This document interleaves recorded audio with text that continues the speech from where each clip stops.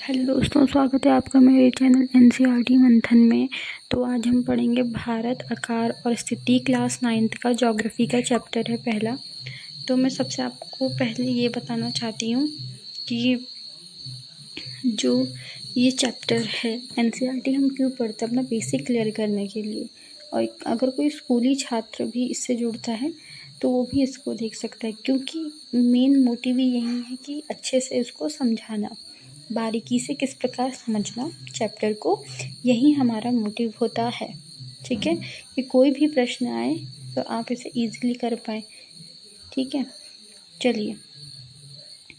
भारत, आकार और स्थिति, मतलब हमें पहले चैप्टर की थीम समझनी चाहिए कि भारत यानी कि हमारा जो देश है, उसकी जो स्थिति है, उसका जो आकार है, उसके बारे में हमें यहाँ पे अध्ययन करना है। भारत विश्व का जो है प्राचीन संस्कृतियों में से एक है। इसका मतलब है कि जो भारत है हमारा, वहाँ पे एक डाइवर्सिफाई कंट्री है हमारी, विविधतापूर्ण कंट्री, विभिन्नताओं से भरा देश है हमारा। यानी कि यहाँ पे हिंदू, मुस्लिम, सिख, ईसाई और विभिन्न जातियों के लोग, विभिन्न जनजातियों के लोग रहते हैं। और एक ही भारत में हम एक देश में अलग अलग जो संस्कृतियाँ हैं वो पनपती हैं और साथ में रहती हैं। और पिछले जो 5 दशक हैं उसमें हम देख सकते हैं कि सामाजिक आर्थिक रूप से बहुमुखी उन्नति हुई है। देखिए, इसको मैं समझा देती हूँ। देखो, सामाजिक और आर्थिक परिवर्तन ना, बहुमुखी उन्नति, इसका मतलब है किसी समाज के अंतर्गत हम रहते हैं। एक व्यक्ति है और एक व्यक्ति का परिवार है, परिवार से दूसरा परिवार, ऐसे करके जैसे आप हैं तो आपका कोई पड़ोसी होगा, आपके फैमिली मेम्बर्स होंगे, तो एक समाज बनाता है। तो उसमें भी हमें परिवर्तन देखने को मिलता है। यानी कि आप देख सकते हो कि मान लो आप दिल्ली रहते हो और आप जो है किसी दूसरे स्टेट से बिलोंग करते हो और आपका पड़ोसी दूसरे स्टेट से बिलोंग करता है, लेकिन फिर भी तो जान पहचान बनी जाती है ना। तो वो आपका सामाजिक परिप्रेक्ष्य है कि हम कैसे रहते हैं। और आर्थिक रूप से मतलब हमारा समाज कितना परिवर्तनशील हो गया है। पहले से कितना डिस्क्रिमिनेशन होता था, भेदभाव होता था, लेकिन आज उतना हम नहीं देखते हैं पहले के मुकाबले। हालांकि अभी भी है, लेकिन उस परिप्रेक्ष्य में नहीं है जितना पहले था। और आर्थिक रूप से देखो, 1947 के बाद यानी कि 1947 की बात करें, उस समय का भारत और अभी का भारत आर्थिक रूप से यानी इकोनॉमिकली ही चेंज जो है वो आए हैं। ठीक है, हम इतने सारे मिशंस कर रहे हैं, चंद्रयान मिशन, मंगल मिशन कर लिया है, गगनयान मिशन अभी हो रखा है हाल ही में रिसेंट जो है। तो फिर हम क्या कर रहे हैं, ये कैसे हम एक्सपेरिमेंट, कैसे ये प्रक्षेपण यान को हम भेजते हैं। पैसा है ना देश के पास, तो बिल्कुल इतना भी नहीं है, लेकिन जितना भी है हम कोशिश तो करते हैं। अब मंगलयान को देख लीजिए, मंगल मिशन मूवी देखी है आपने, तो उसमें आपने क्या देखा कि PSLV, ठीक है, पोलर सैटेलाइट में हमने क्या भेजा, अपना प्रक्षेपण यान भेजा। और वो बिल्कुल बहुत मतलब इतने पैसे, जितना पैसा लगना चाहिए उससे बहुत कम लगाया और PSLV के थ्रू भेजा। तो ये बहुत बड़ी बात हो जाती है कि कोई भी जो कंट्री है वो मंगल मिशन को इतना परिपूर्णता से नहीं कर पाया जितना भारत ने किया। तो बहुत ही गर्व की बात हो जाती है उस समय, क्योंकि पैसा भी बहुत कम लगा और सक्सेसफुल भी हुआ, सफलता भी हासिल हुई। तो बहुत हम देख सकते हैं कि कम रिसोर्सेज में हमको ज़्यादा कैसे मिले। तो इस परिप्रेक्ष्य में भारत बहुत अच्छा करता है। ठीक है, हम एग्रीकल्चर देखते हैं, उद्योग देखते हैं, तकनीकी देखते हैं, सर्वांगीण आर्थिक विकास में अद्भुत प्रकृति हुई है। आई थिंक मैंने जो जो समझाया है वो आपको समझ आ गया होगा कि किस प्रकार से हम करते हैं। ठीक है, 2000 years later. Just a second.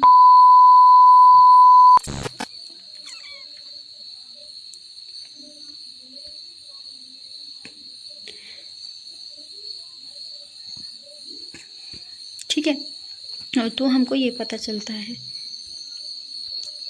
यहाँ पे जो है एग्रीकल्चर, उद्योग, इंडस्ट्रियलाइजेशन, हमारी नई नई जो टेक्नोलॉजी है, ओवरऑल डेवलपमेंट है इकोनॉमिकली, तो कैसे हो रहा है। देखो, हम पहले हल से करते थे कृषि, आज भी करते हैं, लेकिन आज ट्रैक्टर का ज़्यादा उपयोग किया जा रहा है। उन्नत तकनीकों का प्रयोग किया जा रहा है कृषि में। ठीक है, सिंचाई व्यवस्था को उत्तम दिशा प्रदान करने की ओर अग्रसर हो रहा है भारत। उद्योगों में भी बहुत ज़्यादा हमने बढ़ावा दिया है, तकनीकी को भी दिया है कि नहीं, हम तकनीक को भी बढ़ावा देंगे, क्योंकि अगर कृषि हम परंपरागत रूप से जैसे करते आ रहे थे, अब हमको उसको ट्रेडिशनली वे में नहीं करना है, अब हम उसको क्या करेंगे, टेक्निकल वे में कर सकते हैं, बिल्कुल। ठीक है, तो इस चीज़ों में प्रकृति हुई है भारत की। भारत का विश्व इतिहास में बहुत महत्वपूर्ण भूमिका योगदान रहा है। ठीक है, अगर हम देखें इसकी स्थिति हम देख सकते हैं। ये देखो, एक विशाल देश है भारत और उत्तरी गोलार्ध में स्थित है। इसका मुख्य भाग, इसको मैं समझाने से पहले, अगर आपने ये पढ़ा हो तो अच्छी बात है, लेकिन फिर भी हम क्या करेंगे, इसको समझाने की कोशिश ज़रूर करेंगे। देखिए,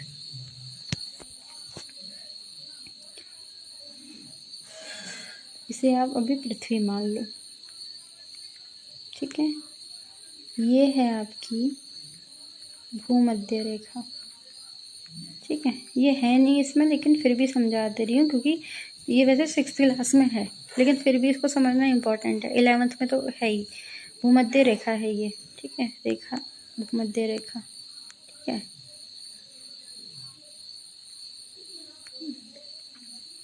ये है कर्क रेखा, ये है मकर रेखा।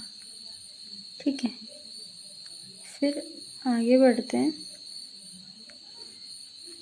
ये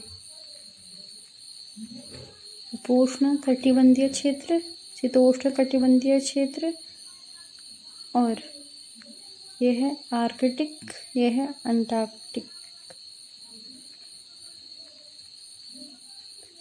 ठीक है, तो इस तरीके से देखो, कर्क रेखा जो क्या है 23 डिग्री एंड हाफ नॉर्थ, यह है 23 डिग्री हाफ साउथ मकर, और भूमध्य रेखा तो हमेशा 0 है, तो ये 0 डिग्री है। तो ये समझना बहुत ज़्यादा इम्पोर्टेंट बन जाता है। ठीक है, और ये ऊपर वाला पोर्शन होता है 62 degree and half, 62 degree and half, यहाँ लगा देंगे साउथ, यहाँ लगा देंगे नॉर्थ। ठीक है, तो ये हमको पता होना चाहिए, इतनी सी बात है। ठीक है, ये रेखाओं का ज्ञान हमें होना चाहिए। अभी हम क्या पढ़ते हैं, देशांतर रेखाएं और अक्षांश रेखाएं पढ़ते हैं, लॉन्गिट्यूड लैटिट्यूड, तो वो भी बता देते हैं क्या होता है, काम आ जाएगा। ये पृथ्वी मान लो इसको, ये है लॉन्गिट्यूड, ये। ठीक है, ये क्या है, लॉन्गिट्यूड। ये जा रहा है ना बिल्कुल ऐसे करके सीधे में, फिर ब्लू से बना के दिखाते हैं आपको और क्लियर हो जाएगा ना। ये है पृथ्वी, ये है लॉन्गिट्यूड, ये देखो रेखाएं मिल रही है ना, तो ये लॉन्गिट्यूड बन रहा है आपस में ही। ये अब ये देख रहे होगे कि यहाँ से पोर्शन तो बढ़ रहा है, लेकिन ऊपर से बिल्कुल भी पोर्शन नहीं बढ़ रहा है, देखो जगह नहीं बढ़ रही है। और लैटिट्यूड क्या होता है, लेटा हुआ, ये सब हैं लैटिट्यूड, अक्षांश रेखाएं, देशांतर थी। तो ये जो है आपको याद होना, पता होना चाहिए, मतलब समझने वाला लायक है। ये देखो, भारत एक विशालकाय देश है और उत्तरी गोलार्ध में स्थित है। ये दिख रहा होगा ना भारत है, देखो ये है उत्तरी गोलार्ध में। ये उत्तरी गोलार्ध का मतलब है कि उत्तर की दिशा में। ठीक है, उत्तरी दिशा में। देखो इसको हम पार्ट्स में कर देते हैं ना, ऐसे देखो मैंने कर दिया। ठीक है, ये है east, west, north, south. Okay, तो ये उत्तरी गोलार्ध में। अब इसका भी कर लो, नॉर्थ साइड में है ना ये पोर्शन, देखो तो इस तरीके से ये वाले साइड में है भारत, और थोड़ा नीचे की साइड में भी है। अभी हम इसको पढ़ेंगे, एक चित्र की वजह से समझा देती हूँ। देखो अब समझ आएगा आपको। ये चित्र बहुत ज़्यादा इम्पोर्टेंट है। देखिए, सबसे पहले इसे समझ लेते हैं, जो ये भारत है ना, ठीक है, देखो इस तरीके से जा रही है वाली लाइन ना, तो हमको देखो ये है 97 डिग्री एंड 25 मिनट्स, और ये जा रही है आपकी 68 डिग्री 7 मिनट्स तक, ठीक है। नीचे वाला देखो कन्याकुमारी के साइड 8 डिग्री 4 मिनट्स से 37 डिग्री 6 मिनट तक, ये अफगानिस्तान तक।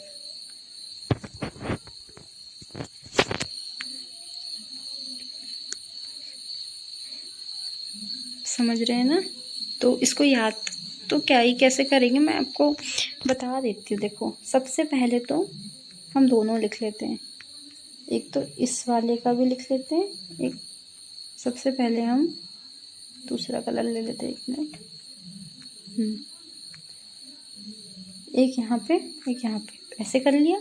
ओके, सबसे पहले हम ये वाला देखते हैं। ये था 97 डिग्री 25 मिनट्स 68 डिग्री 7 मिनट्स। याद करने का तरीका मैं बता देती हूँ। देखो 6 के बाद क्या आता है, 7 आता है। ये देखो 6 के बाद क्या आ रहा है, 7, बीच में क्या है 8, 7 के बाद क्या आता है 8। तो ऐसे को रिलेशन करके पढ़ लो। 68 डिग्री 7 मिनट्स है ना। अब देखो कभी ऐसा हो गया एग्जाम में याद नहीं आया, तो क्या ऐसे याद कर लो कि 6 के बाद यार 7 आता है, ठीक है, बीच में था 8, बस हो गया। और फिर 97 डिग्री एंड 25 मिनट्स को कैसे याद करना है बताती हूँ। देखो 7 8 9, 7 8 9 दो छोड़ के आ रहा है ना, तो 9 आ जाएगा, ठीक है। वैसे ही इसमें करो 2 3 4 5, इसमें 3 का रिलेशन है, इसमें 2 का रिलेशन है, और मतलब वैसे भी 23 से इसका रिलेशन बना दो, ठीक है। कंफ्यूज नहीं होना है, मैं बता देती हूँ फिर से। देखो क्या हो रहा है,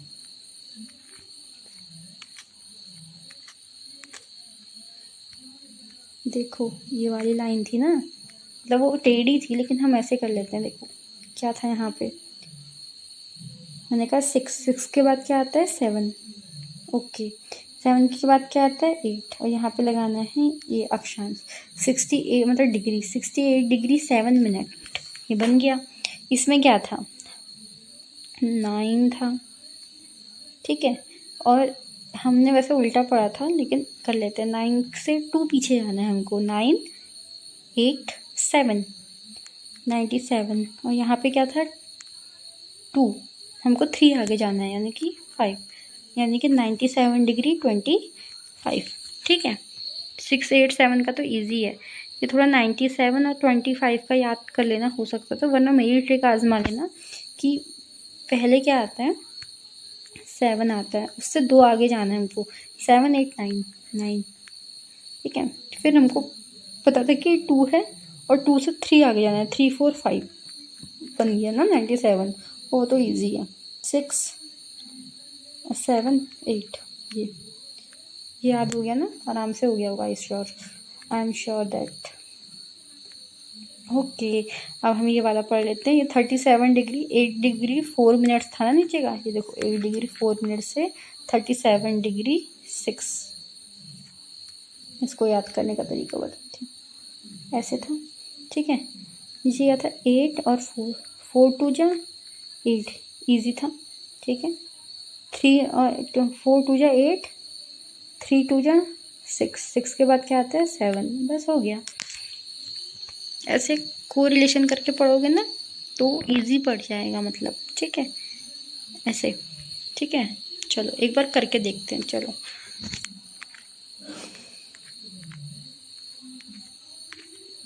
अब इजीली बना सकते हैं ना हम, ये देखो बना लिया।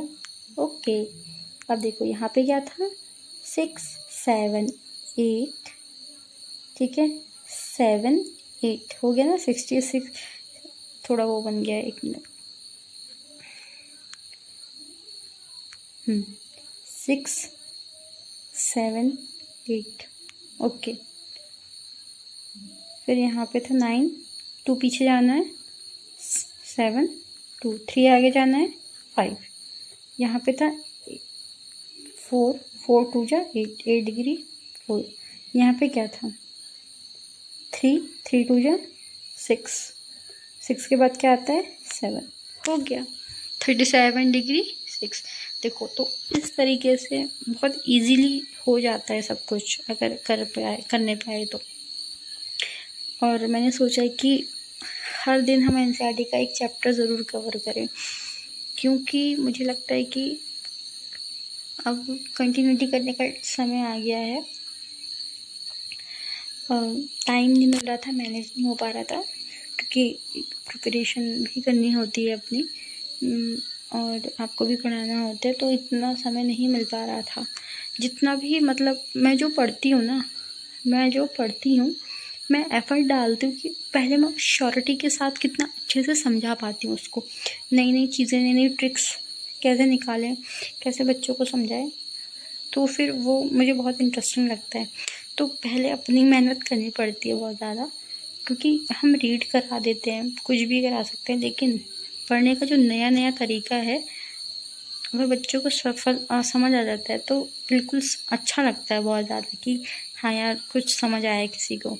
एंड चलिए स्टार्ट करते हैं आगे, ज़्यादा देर नहीं करते हैं कि कमेंट में अगर कोई बात करना चाहता है तो कर सकता है। तो अब मुझे लगता है ये लाइन आपको बहुत इजीली समझ आ जाएगी, क्योंकि मैंने बहुत अच्छे समझाया है। भारत एक विशालकाय देश है, बिल्कुल उत्तरी गोलार्ध में स्थित है। इसका मुख्य भाग 8 डिग्री 4 मिनट उत्तर से 37 डिग्री 6 मिनट उत्तरी अक्षांश, ठीक है। ये अक्षांश मतलब ये है उत्तर, जो लॉन्ग वाला हमने याद किया था वो उत्तर लगाना है उसमें, और जो नीचे लेटा हुआ हमने किया था उसमें पूर्व लगाना है। ये है 66 डिग्री 7 मिनट्स पूर्व से 97 डिग्री 25 मिनट्स पूर्व देशांतर तक। कर्क रेखा 23 डिग्री एंड हाफ मिनट मैंने बताया था ना। उत्तर में देश को लगभग 2 बराबर भागों में बांटा है। मुख्य भूभाग के दक्षिण पूर्व में अंडमान निकोबार द्वीप समूह, बंगाल की खाड़ी तथा दक्षिण पश्चिम में लक्षद्वीप समूह अरब सागर में स्थित है। अपनी एटलस की सहायता से इस द्वीप समूह को विस्तार से ज्ञात करें। क्या आप जानते हैं भारतीय संघ राज्य का सबसे दक्षिणी बिंदु इंदिरा पॉइंट है, जो कि 2004 में सुनामी की लहरों के कारण समुद्र जलमग्न हो गया था, ठीक है। और जो जम्मू कश्मीर का है वहाँ इंदिरा कोल होगा, ठीक है। आकार, भारत के भूभाग का क्षेत्रफल लगभग 32.8 लाख वर्ग किलोमीटर है। भारत का क्षेत्रफल विश्व की कुल भौगोलिक क्षेत्रफल का 2.4% है। चित्र 1.2 से स्पष्ट है कि भारत विश्व का 7वां बड़ा देश है, विश्व का क्षेत्रफल की दृष्टि से। हाँ देखो, सबसे पहले हम एक काम करते हैं, मैप ही आपको वो करा देती हूँ, किसी किसी को मैप याद नहीं होता है, इसमें देशों के नाम नहीं है, बस करना है, ठीक है। बस हो गया। ये देखो सबसे पहले यहाँ उत्तरी अमेरिका,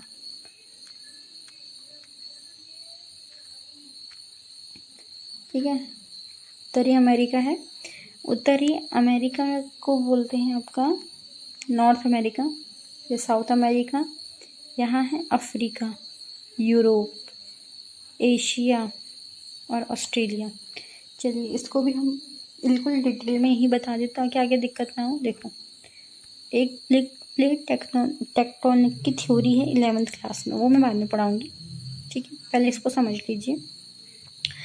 आपको एक चीज़ नज़र आ रही होगी, फिर मैं आपको 11th वाली जो चैप्टर पढ़ाऊँगी ना उस पर पूछूँगी ये क्वेश्चन। देखो, ये और ये लग नहीं रहा कि ये भाग कभी टूटा होगा और ये दोनों अलग हो गए होंगे।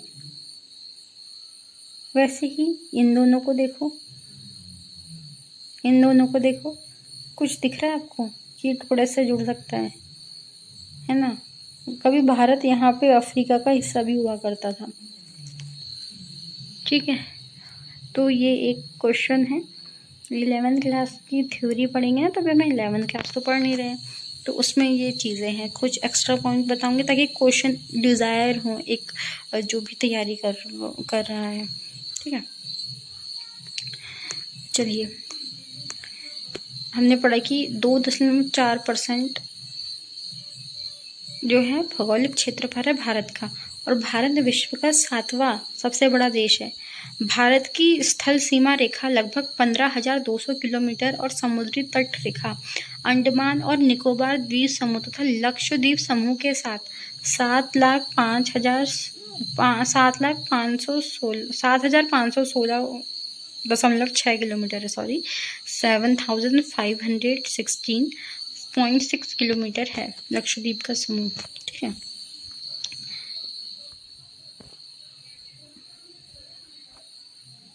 ये याद कर लेना ना, 7,516.6 और उसका कितना था अंडमान निकोबार 15,200 किलोमीटर। भारत की उत्तर पश्चिम, उत्तर तथा उत्तर पूर्व सीमा में नवीनतम वलित पर्वत है। वलित पर्वत ये सब 6th क्लास में है। वलित पर्वत है फोल्डन माउंटेन होता है आपका, मतलब जो नया बना हो, जैसे शिवालिक हो गया भारत का। तो उत्तर पूर्व सीमा, इसके दक्षिण का भूभाग उत्तर में चौड़ा है तथा 22 उत्तरी अक्षांश में हिंद महासागर की ओर संकरा होता जाता है। इसके पश्चिम में अरब सागर है और पूर्व में बंगाल की खाड़ी स्थित है। हाँ बिल्कुल, ये देखो, ये है बंगाल की खाड़ी, ये है अरब सागर, ठीक है, और ये है देखो 3,214 किलोमीटर दूरी है इसकी, उसकी 2,933 किलोमीटर दूरी है। ये है अंडमान निकोबार द्वीप समूह, ये है लक्षद्वीप और नीचे इसके हिंद महासागर रहेगा।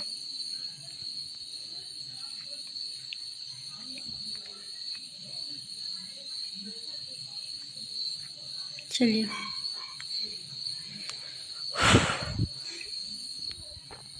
परंतु फिर भी पूर्व पश्चिम का विस्तार उत्तर दक्षिण के विस्तार की अपेक्षा कम प्रतीत होता है। गुजरात से अरुणाचल प्रदेश का स्थानीय समय में 2 घंटे का अंतर है। बिल्कुल, देखो जो हम देखते हैं ना, यहाँ पे देखो हमारे वहाँ एक ही समय चलता है पूरे भारत में, लेकिन आपको ये रियलाइज़ होना चाहिए कि यहाँ से यहाँ आने में जो सूरज का जो रोशनी आती है वो अरुणाचल प्रदेश में सबसे पहले आती है। ठीक है, और ये ईस्टर्न वहाँ पे पहले आते तो 2 घंटे का अंतर बन ही जाता है, 2 आवर का अंतर बन जाता है, और यहाँ पे सूरज 2 घंटे बाद आता है, तो टाइम जो है एक नहीं रहता। लेकिन समय को संतुलित करने के लिए पूरे एक देश में, इसलिए टाइमलाइन का निर्धारण किया गया कि सारे भारत में एक ही टाइमलाइन होगा। गुजरात से अरुणाचल प्रदेश का स्थानीय समय 82.30 डिग्री, देखो यहाँ पे है ना बी वाला पोर्शन 42.30 डिग्री, तो ये याम्योत्तर, मानक याम्योत्तर स्टैंडर्ड मेरिडियन लाइन कहलाती है, ये मेरिडियन लाइन। तो चलिए भारत की मानक याम्योत्तर जो है उत्तर प्रदेश के मिर्ज़ापुर से गुजरती है, ये याद रखना है, उत्तर प्रदेश के मिर्ज़ापुर से। बहुत बेसिक क्वेश्चन है। अक्षांश प्रभावी दक्षिण से उत्तर की ओर दिन और रात की अवधि पड़ता है। 82 डिग्री 30 मिनट पूर्व देशांतर को भारत की मानक याम्योत्तर क्यों माना जाता है? कन्याकुमारी और कश्मीर में दिन रात की अवधि अंतर क्यों है? याद कीजिए। भारत तथा विश्व, भारतीय भूखंड एशिया महाद्वीप के पूर्व और पश्चिम के मध्य में स्थित है। भारतीय भूभाग एशिया महाद्वीप, भारत तथा विश्व की बात चल रही है। भारत भूखंड एशिया में आता है, एशिया महाद्वीप में पूर्व और पश्चिम के मध्य स्थित है। भारतीय भूभाग एशिया महाद्वीप का एक दक्षिण विस्तार है। हिंद महासागर जो कि पश्चिम में यूरोपीय देशों और पूर्वी एशियाई देशों से मिलता है, भारत का केंद्रीय स्थिति प्रदान करता है। ठीक है, देखिए दक्षिण का पठार हिंद महासागर शीर्षवर्त फैला हुआ है और पश्चिम एशिया, अफ्रीका और यूरोप के देशों के साथ साथ पूर्वी एशिया के देशों से भी पूर्वी तट के माध्यम से निकटबंध संबंध बनाए हुए हैं। हिंद महासागर में किसी भी देश की तटीय सीमा भारत जैसी नहीं है। भारत की इसी महत्वपूर्ण स्थिति के कारण एक महासागर का नाम भी पड़ा है, हिंद महासागर जिसका नाम है। ठीक, क्या कह रहा है ये कि जो भारत है वो एशिया का पार्ट है, ठीक है, पूर्व और पश्चिम के मध्य स्थित है, और जो भारतीय भूभाग है एशिया महाद्वीप का दक्षिणी विस्तार है। हिंद महासागर है जो पश्चिम में यूरोप देशों और पूर्वी एशिया देशों से मिलता है और भारत का केंद्रीय स्थिति प्रदान करता है। देखिए, दक्षिण का पठार दक्षिण महासागर शीर्षवत फैला हुआ है और पश्चिम एशिया, अफ्रीका, यूरोप के देशों तथा पूर्वी एशिया के देशों से पूर्वी तट के माध्यम से निकटतम संबंध बनाए हुए है। हिंद महासागर में किसी भी देश को तटीय सीमा भारत जैसी नहीं है। अगर स्टेटमेंट आता है कि हिंद महासागर किसी भी देश की तटीय सीमा से भारत जैसी है, तो नहीं, वो रॉन्ग स्टेटमेंट है। अगर आए कि हिंद महासागर में किसी भी देश की तटीय सीमा भारत जैसी नहीं है, तो सही है। भारत की इसी महत्वपूर्ण स्थिति के कारण एक महासागर का नाम भी पड़ा है। सन 1869 में सुएज नहर के खुलने पर भारत और यूरोप के बीच 7,000 किलोमीटर कम हो गया। ठीक है, ये याद कर लेना। 1869 यानी कि 70 से एक कम में सुएज नहर का निर्माण हो गया। भारत और यूरोप के बीच 7,000 किलोमीटर की दूरी कम हो गई। प्रति 10 लाख वर्ग किलोमीटर रूस, Canada, USA, China, Brazil, Australia और इंडिया में देख सकते हो आप कि यह है यूनाइटेड नेशन डेमोग्राफिकल ईयरबुक 2015 का है। 7 बड़े देश, तो सबसे बड़ा देश रशिया है, फिर कनाडा है, यूएसए है, चाइना है, ब्राज़ील है, ऑस्ट्रेलिया और इंडिया, 7वें देश पे। तो ये आपको याद होना चाहिए, Russia, Canada, USA, China, Brazil, Australia और भारत।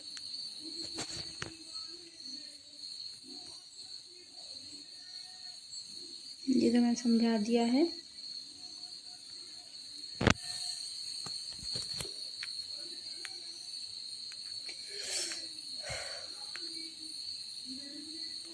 देखिए, अब भारत के अंतर्राष्ट्रीय व्यापार की यहाँ बात कर लेते हैं।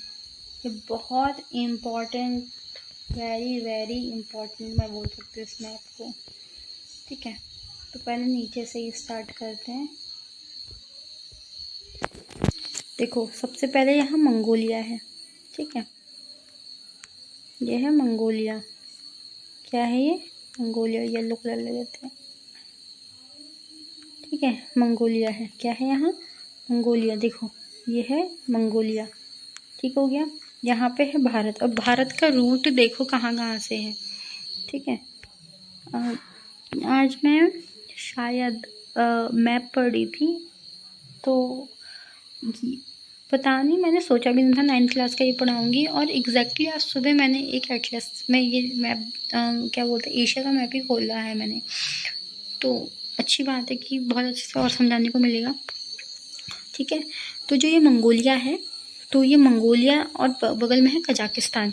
ठीक है, कजाकिस्तान, यहाँ है अरल सागर, कैस्पियन सागर। ध्यान रखना, कैस्पियन सागर नहीं है, कैस्पियन झील है। यह है Cyprus, Turkey, Syria, Iraq, Saudi Arabia, मिस्र, Libya, Iran, Turkmenistan, Afghanistan, Pakistan. तो मैं पहले बोलती हूँ, फिर मैं टिक लगा देती हूँ। देखो, अगर आप देख पा रहे हो तो सबसे पहले भारत को इमेजिन करो। ठीक है, और भारत का एक पॉइंट है यहाँ पे से। सबसे पहले हम भारत को ईरान से व्यापार करना है सपोज। ठीक है, मैं आपको वर्तमान के परिप्रेक्ष्य में बता देती हूँ। वर्तमान के परिप्रेक्ष्य में है कि जो चाइना है, चाइना और ये तो पीओके वाला क्षेत्र है मान लो। ठीक है, तो चाइना यहाँ से पीओके वाले क्षेत्र से पाकिस्तान से आना चाहता है और जगह पे, ताकि वो व्यापार कर सके अपना। तो वह एक यहाँ पे जो है पोर्ट का निर्माण कर रहा है। ठीक है, तो इस पे जो है भारत को आपत्ति है, क्योंकि उसको पीओके वाले स्थान से जा रहा है। ठीक है, तो बिल्कुल, इसलिए अगर वो यहाँ से बनाता है अपना कॉरिडोर, तो फिर भारत ने क्या किया, वो यहाँ पे से मुंबई के यहाँ से एक बनाएगा, यहाँ पे चाहबार पोर्ट बनाएगा। ठीक है, चाबार पोर्ट बनाएगा और वो यहाँ पे से जाएगा, ठीक है। तो वो डायरेक्ट आप देख सकते हो ईरान जा सकता है, पाकिस्तान जा सकता है, इस तरीके से इधर के रास्ते चले से जाएगा वो, क्योंकि वहाँ से वो नहीं जाएगा ऊपर के रास्ते। तो ये पाकिस्तान में भी हो सकता है। ये देखो साइप्रस, ये चेन्नई से मलेशिया तक, थाईलैंड तक, फिलीपींस तक, ऑस्ट्रेलिया, कोलकाता, श्रीलंका। ये लाल सागर है, ये व्यापार के क्षेत्र हैं। और तो ये मैप आपको याद होना चाहिए, तो मैं इसको याद ही करवा देती हूँ एक तरीके से। कोई बात नहीं, टाइम तो हो ही गया है। चलो, सबसे पहले आप अपने माइंड में भारत का मैप बनाएं। बना लिया? प्लीज़ अब आँख बंद करके बनाना। भारत का मैप बना लिया? बना लिया जी, बना लिया।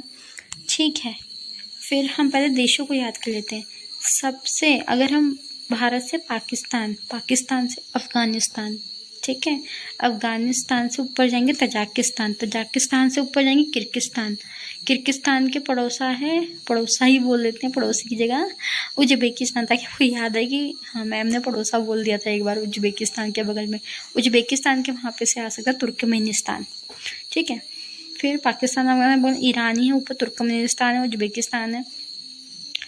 फिर ईरान के वहाँ से जाएंगे इराक, इराक से सीरिया, सीरिया से टर्की, ठीक है। फिर वहाँ से साइप्रस, और फिर मिस्र, सूडान, ठीक है, और सऊदी अरब जो कि जॉर्डन के नीचे है। इराक के वहाँ पे है, इराक के वहीं है सऊदी अरब बगल में, से याद करो। सऊदी अरब के नीचे है यमन, क्या है? यमन, ठीक है। और यमन के बगल में है ओमान, क्या है? ओमान, ठीक है। और इस तरीके से आप याद कर सकते हैं। ऊपर जो है सबसे पूर्व में हमें जापान और टोक्यो देखने को भी मिलेंगे। अब इस मैप को देखना एक बार, कुछ चीज़ें याद होगी। देखो, भारत, पाकिस्तान, अफगानिस्तान, किर्गिस्तान, तजाकिस्तान, फिर किर्गिस्तान, फिर बगल में Uzbekistan, Turkmenistan, Iran, Oman, Yemen, Saudi Arabia, Iraq, Syria. पहले इन वर्ड से फैमिलियर हो जाए। सीरिया, टर्की, साइप्रस, सुएज नहर, मिस्र, सूडान, ठीक है, Mongolia, Kazakhstan, Tokyo, Japan, Thailand, Myanmar, Bangkok, Malaysia, Singapore, Australia, Sri Lanka, Lakshadweep, Andaman Nicobar, Philippines. तो ये सारी चीज़ें आपको याद होनी चाहिए कि ये व्यापारिक मार्ग हैं। और ये है लाल सागर, ये है लाल सागर, ये है कैस्पियन सागर, ये है अरल सागर,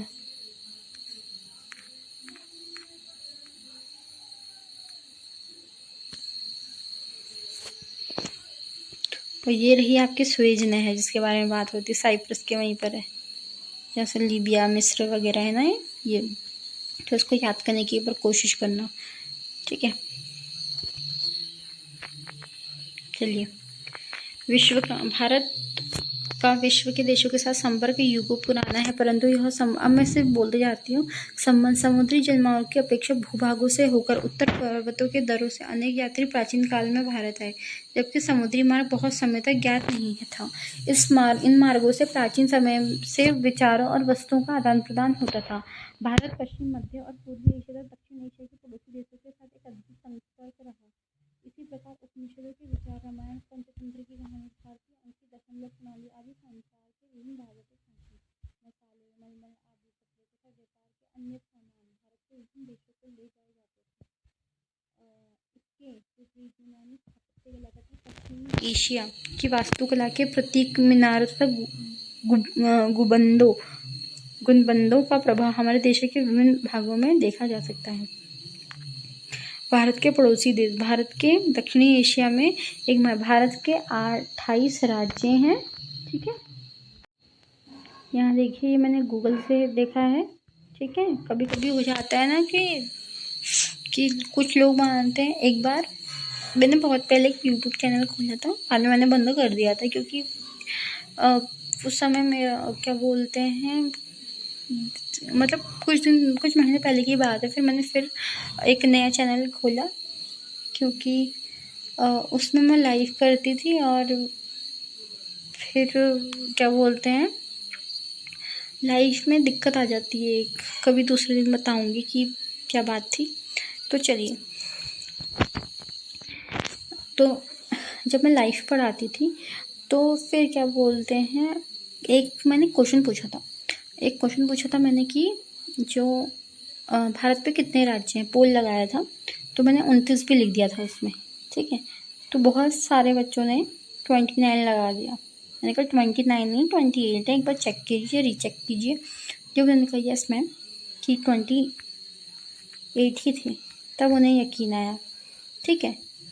तो ये बात ध्यान रखना।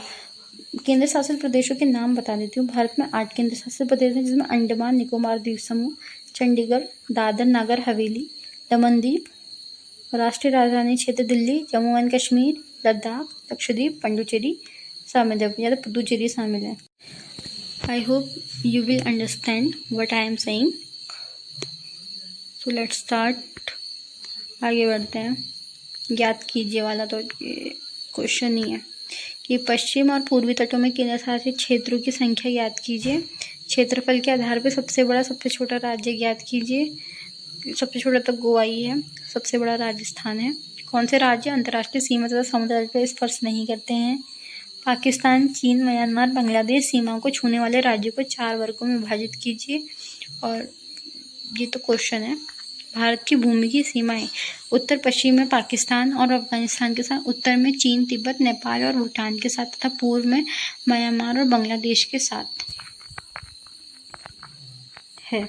चलिए पहले ये जानते हैं। सन 1947 को भारत में 2 प्रकार के राज्य थे, प्रांतीय और रियासतें। बिल्कुल, वायसरॉय द्वारा नियुक्त अंग्रेज अधिकारी प्रांतों पर शासन करते थे और रियासतों का शासन स्थानीय शासकों द्वारा पैतृकता के आधार पर अंग्रेजी शासकों के प्रभुसत्ता मानकर स्वायत्तता से किया जाता था।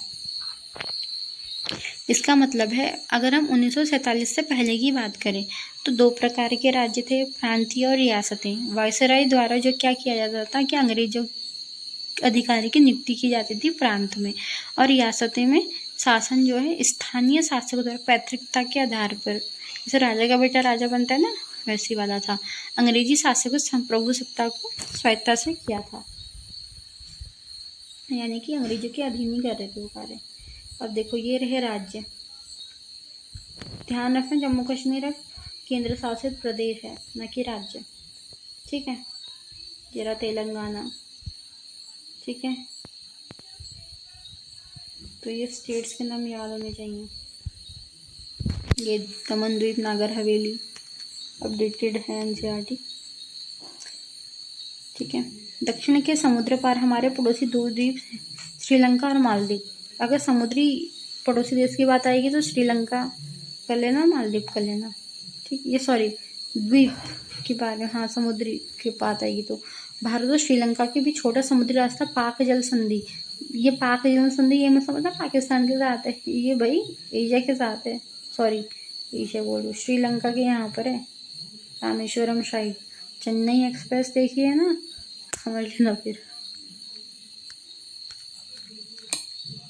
वहाँ पे है पाक जल संधि। जल डमरू मध्य बोलते हैं हिंदी में।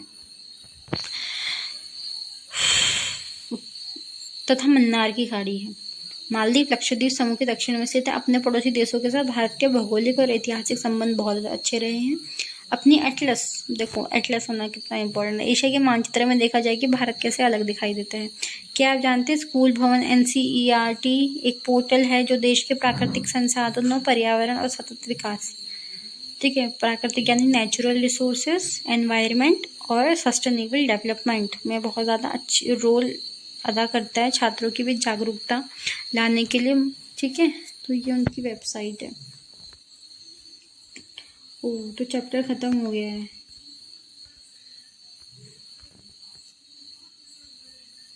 यहाँ कुछ क्वेश्चन दे रखे हैं, जरा इनको एक बार चेक कर लेते हैं कि कर्क रेखा किस राज्य से नहीं गुजरती है। ठीक है। अरे ये तो हमने बताया नहीं ना आपको राज्यों का नाम, ये वाला क्वेश्चन रह गया था, ये बता देते हैं। कहाँ से बताएं, एक मिनट, मैप था ना, ये देखो बना है इसमें, ये देखो ये रही कर्क रेखा। तो देखो सबसे नंबर 1 है गुजरात, राजस्थान भी होगा, ठीक है, हाँ ये रहा राजस्थान 2, मध्य प्रदेश 3, ठीक है, छत्तीसगढ़ 4, झारखंड 5, पश्चिम बंगाल 6, त्रिपुरा 7, मिजोरम 8, ठीक है। देखो सबसे सॉरी बस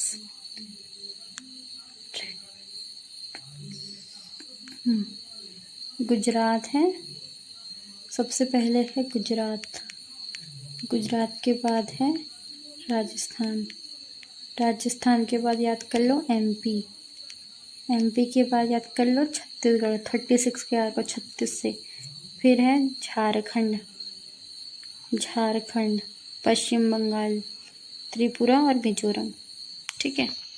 चलो अब आ जाएगा आपको, कर्क रेखा किस राज्य से नहीं गुजरती है? कर्क रेखा कमेंट में बताना, मैं ये बता देती हूँ, इससे गुजरती है, ये भी बताया है, ये भी बताया है, ये नहीं बताया है, उड़ीसा मैंने बोला ही नहीं था, ठीक है। भारत का सबसे पूर्वी देशांतर कौन सा है? एक काम करती हूँ, ये आपको होमवर्क देती हूँ कि कमेंट सेक्शन में बताओ अगर आप देख रहे हो तो, अगर जिसने पूरी वीडियो देखी उसे पक्का आ जाएगा कि भारत का सबसे पूर्वी देशांतर कौन सा है। देशांतर यानी लॉन्गिट्यूड, और पूर्वी देशांतर हमको बताना है, ठीक है। एक बार मैं आपको चित्र दिखा देती हूँ जो मैंने बताया था, इसमें ढूंढ सकते हो आप, ठीक है, इसमें ढूंढ सकते हो, या फिर यहाँ पे मैंने एक चीज़ बताई थी कि कौन सा पूर्व है और कौन सा उत्तरी अक्षांश है और कौन सा पूर्वी देशांतर है,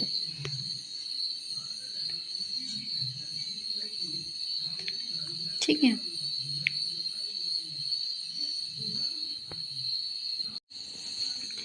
चलिए, उत्तराखंड, उत्तर प्रदेश, बिहार, पश्चिम बंगाल, सिक्किम की सीमाएं किस देश को छूती हैं? तभी मैंने कहा था राज्य पढ़ लेना, इन राज्यों को देख लेना, इनकी सीमाएं देख लेना, ठीक है। कैसे पता चले? जैसे मध्य प्रदेश है, ये मध्य प्रदेश है, इससे उत्तर प्रदेश मिल रहा है, राजस्थान मिल रहा है, गुजरात मिल रहा है, महाराष्ट्र मिल रहा है, छत्तीसगढ़ में मिल रहा है, तो इस तरीके से पता चलेगा। वैसे ही इसने पूछा है,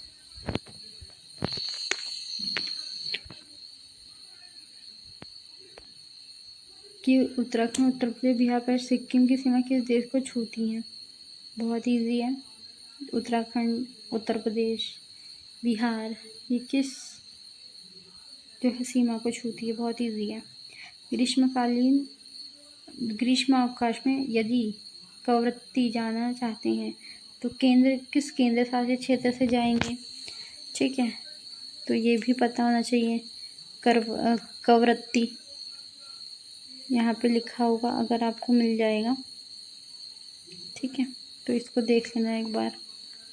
इसको लिए आपको केंद्र शासित प्रदेश देखने होंगे, जैसे यहाँ पे अंडमान निकोबार है, ये पुदुचेरी है, माहे, लक्षद्वीप, मालदीव।